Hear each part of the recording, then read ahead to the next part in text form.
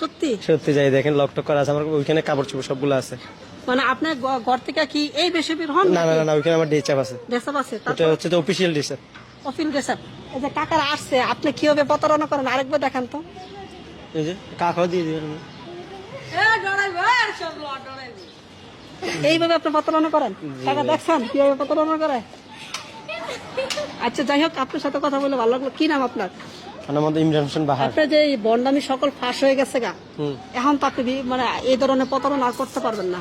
না হয়তোবা আমি প্রতারণা করছি, আমি চাই না বাংলাদেশে কোনো ছেলে প্রতারণা করে আমার মতন বড় লোক হওয়ার স্বপ্ন দেখো না। তোমরা খেটে খাইও, পরিশ্রম করিও। হয়তোবা আমি শয়তানের পান্তে পড়ে এগুলো করছি।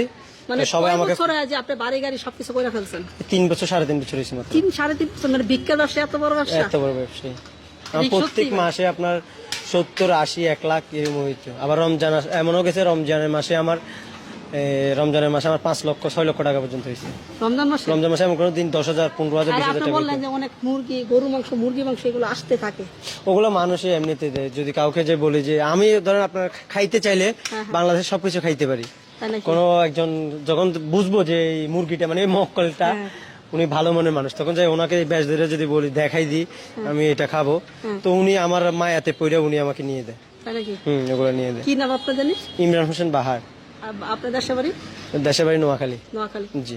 কথা বলে ভালো লাগলো। ভালো থাকেন, সুস্থ থাকেন। দোয়া করুন।